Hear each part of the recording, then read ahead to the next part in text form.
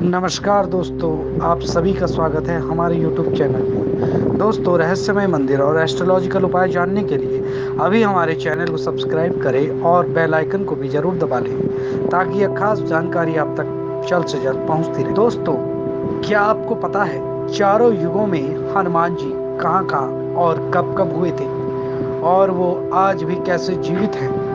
इस बारे में अगर आप जानते नहीं तो आज हम आपको इस वीडियो के माध्यम से पूरी घटना, पूरा सच बताएंगे, इसलिए इस वीडियो को अंत तक जरूर देखिएगा।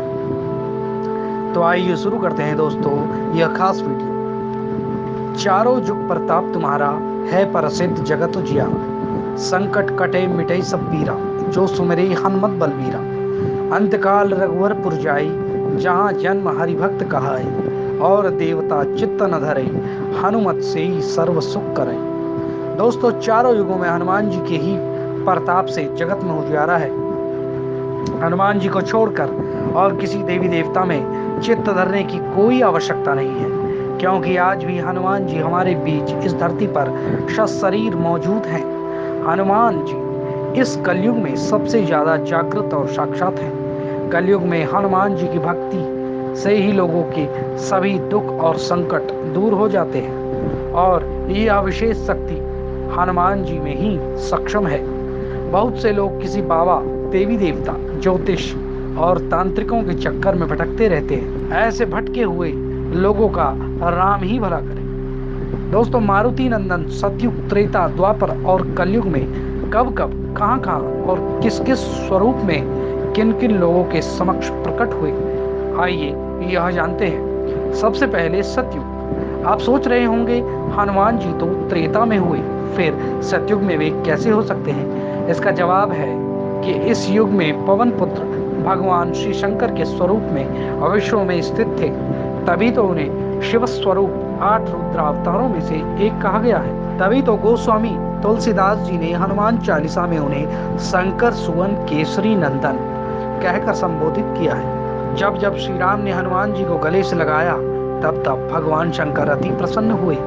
सतयुग में भोलेनाथ पार्वती से उनके स्वरूप का वर्णन करते हैं और वे उसी युग में पार्वती से दूर रहकर ब्रह्मचर्य व्रत का पालन करते हैं। अतः यह प्रमाणित है कि श्री हनुमान जी सतयुग में शिव स्वरूप में थे और शिव तो अजर अमर है। दोस्तों, उसके बाद त्रेता युग में तो पवन पुत्र हनुमान ने केसरी नंदन के रूप में जन्म लिया और वे राम के भक्त बनकर उनके साथ छाया की तरह रहे। वाल्मीकि रामायण में हनुमान जी के संपूर्ण चरित्र का उल्लेख मिलता है। यह सभी हनुमान जी के ऋणी हैं। सबसे पहले भगवान श्री राम, भरत, माता सीता, सुग्रीव, विभीषण और संपूर्ण कविमंडल, कोई भी उनके ऋण से मुक्त अर्थात ऊर्ण नहीं हुआ।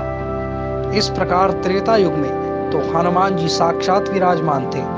इनके बिना संपूर्ण चरित्र पूर्ण होता नहीं था। दोस्तों, इसका एक ऐतिहासिक प्रमाण भी है।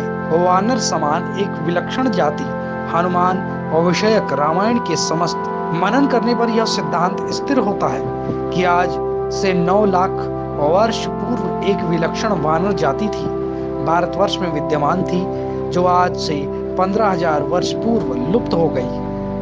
बच गए बस हनुमान जी।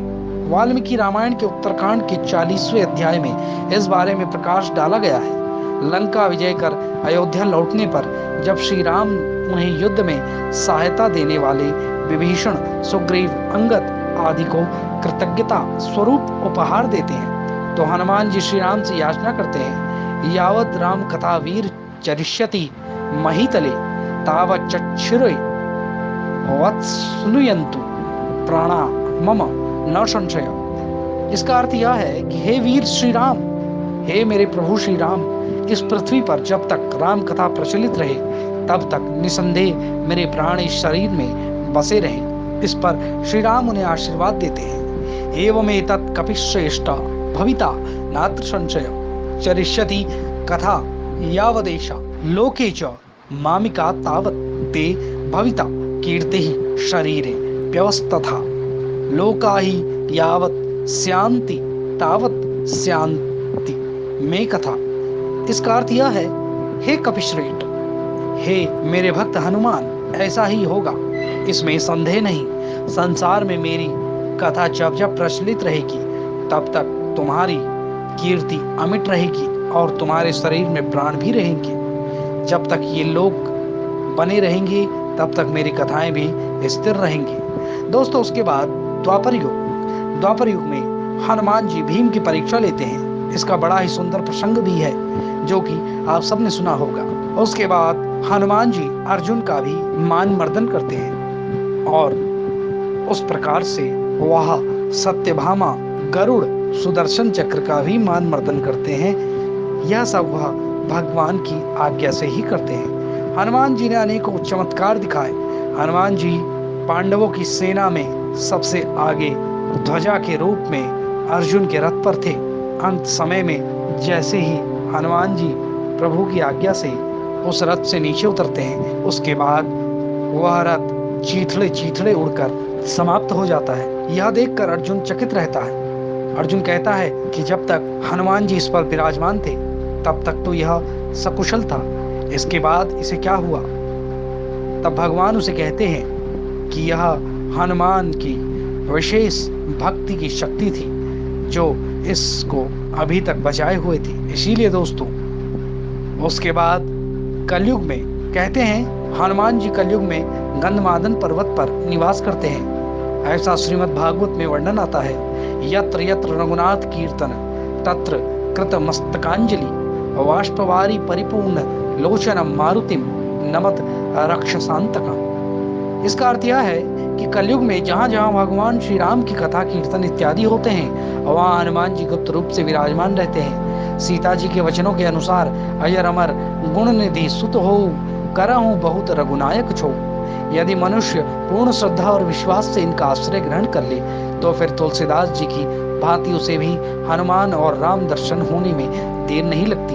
हनुमान जी के जीवित होने के प्रमाण समय समय पर प्राप्त होते रहे हैं, जो इस बात को प्रमाणित करता है कि हनुमान जी आज भी जीवित हैं। 16वीं सदी के महान संत कवि तुलसीदास को हनुमान की कृपा से राम जी के दर्शन प्राप्त हुए, यह सब आपको पता ही है। इसलिए इसमें एक उक्ति भी है, चित्रकूट के घाट पर भई संतन की भीड़, तुलसीदास चंदन घिसे तिलक करे रघुवीर। हनुमान जी के प्यारे वचन सुनते ही गोस्वामी जी ने प्रभु श्री राम और लक्ष्मण को निहारते हुए उनके दर्शन करे। इस प्रकार तुलसीदास जी को राम जी के दर्शन हुए। दोस्तों, यही भगवान की लीला है और विशेष रूप से हनुमान जी का चमत्कार, जो कि चारों युगों में अपनी ध्वजा फहराए हुए हैं। दोस्तों, सबसे पहले हनुमान जी को ही प्रसन्न करना चाहिए, उसके बाद ही आपको प्रभु श्री राम के दर्शन होंगे। तो दोस्तों, अगर ये खास जानकारी आपको पसंद आई हो तो वीडियो को लाइक करें, चैनल को सब्सक्राइब करें और इसे ज़्यादा से ज़्यादा शेयर करें। साथ ही साथ कमेंट बॉक्स में जय श्री राम, जय हनुमान लिखना ना भूलें। धन्यवाद।